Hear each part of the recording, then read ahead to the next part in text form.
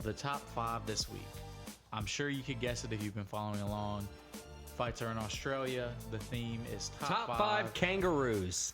Top 5 Australian things. Way God to give damn away it. 2 of our fucking guesses, Alex. Or 2 of our picks. Let's start off with our top 5 Australian things. What do you have number 5, Alex?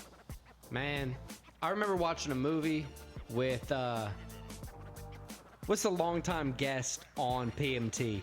He was just on there. Jerry O'Connell? Jerry O'Connell. Kangaroo Jack. Yes, good movie. Good movie. Underrated movie. Underrated movie. Number 5, kangaroos. That's a good pick. I have kangaroos later on my list.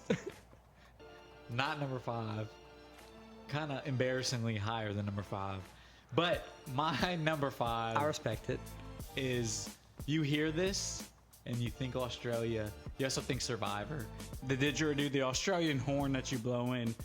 You hear it, you think Australia. What do you have as number 4, Alex? So my number 4 is the Tasmanian devil. That's a great one. The not animal or the actu- cartoon? Right, I was going to say not the actual animal, but the cartoon, because I don't know what the actual animal looks like.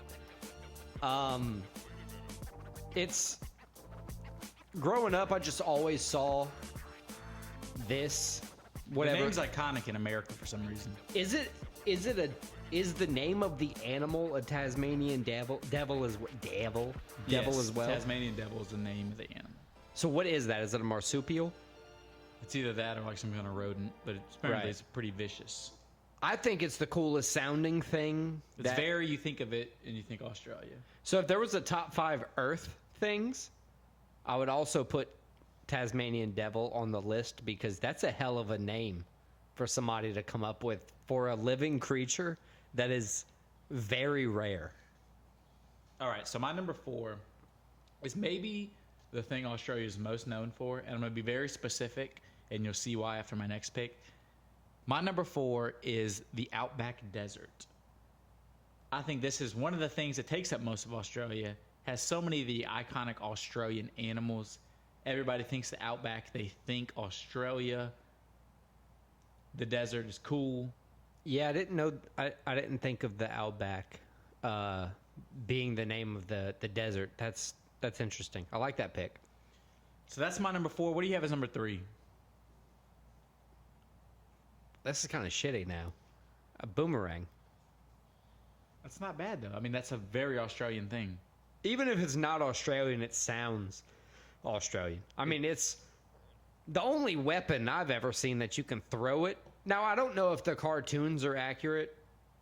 You throw it, it hits something, and then it comes back to you. No, or it's if you more just if you throw the it, right technique, it'll go out and come back. It won't it'll hit anything. come back kind of close to you. Not even back to you. No, but if you're good at it, it'll come back to you. I don't believe them. It won't hit anything and come back to you. You can just throw it and it'll come back to you. So cartoons are fake, is what you're telling me? Apparently. God damn. It's not a bad number 3 pick. My number 3 pick, I said you would learn why I was so specific with when I said desert. Yeah, because your last one was the Outback Desert.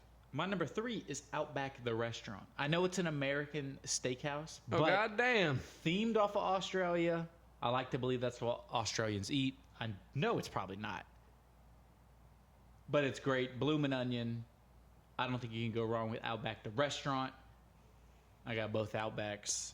Is what it is. What do you have as your number 2?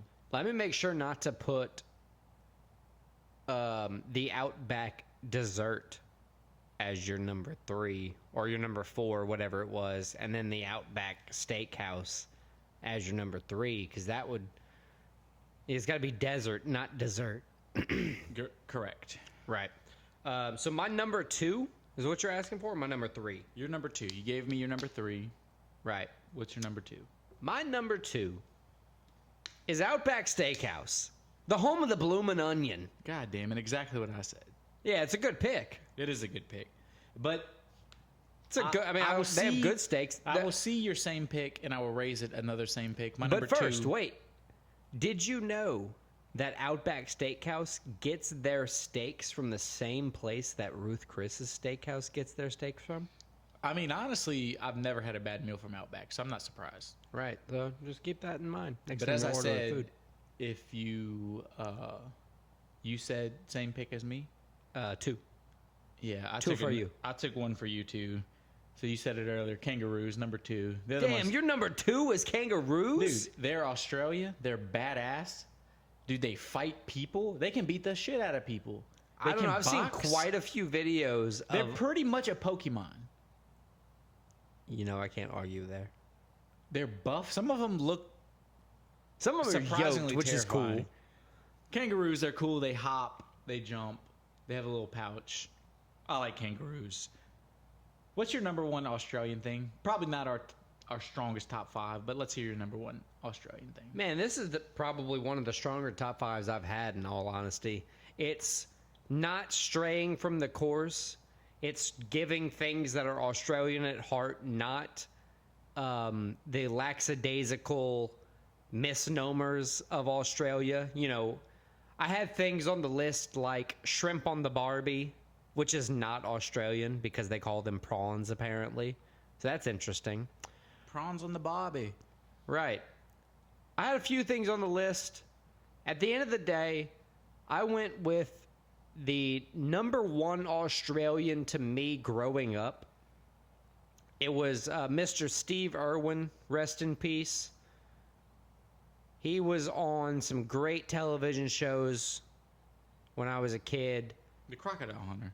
Right. He's iconic. Everybody knows him, especially people our age. Steve older. Irwin was the best. He unfortunately met his untimely demise From a bitch-ass stingray. from a bitch-ass I think that's a stingray. Cat Williams bit. Right. So Steve Irwin, the Crocodile Hunter, you're number 1. Number 1 Australian, Steve My number Irwin, 1 is the another crocodile hunter. My number 1, another badass Australian man. This guy is more themed with what our podcast is about, MMA. So my number 1 is, I think, the pound for pound best fighter in MMA right now.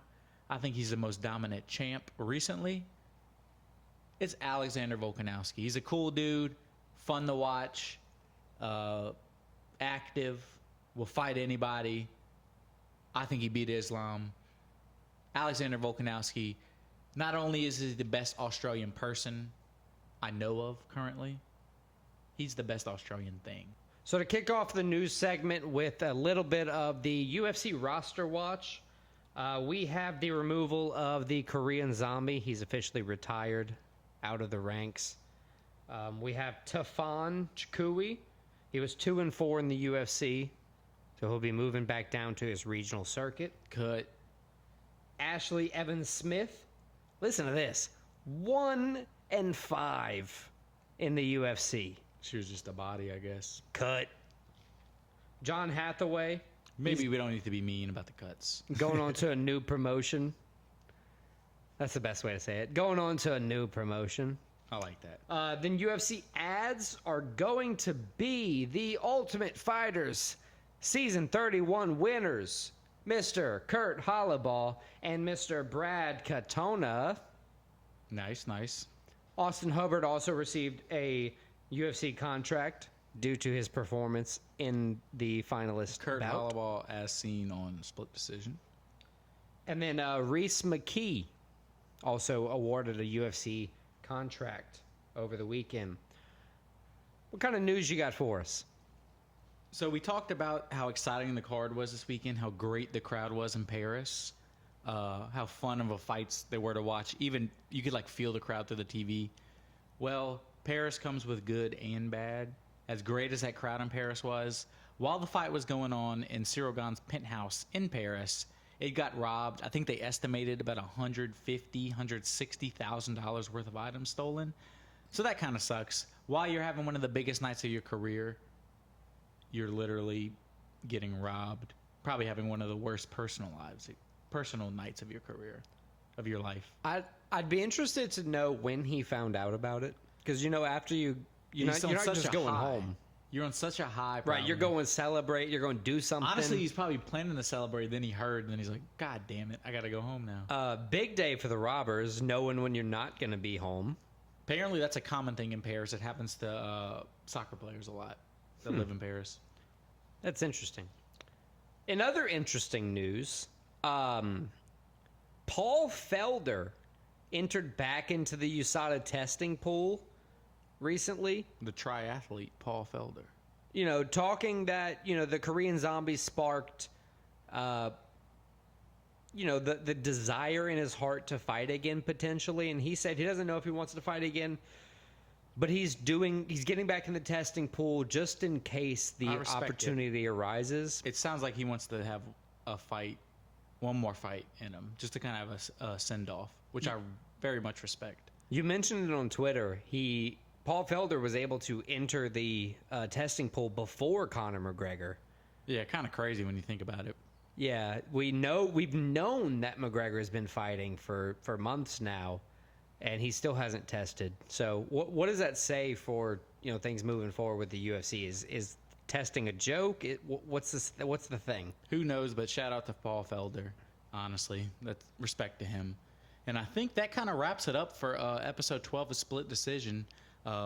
Check us out next week when we recap UFC 293 and take a look ahead to UFC Noche Grasso Shevchenko 2. Australia has the world's largest population of wild camels. Thanks for listening to this episode of Split Decision. Check us out at splitdecision.blog to catch up on all our recent episodes, picks, merch, bets, and more.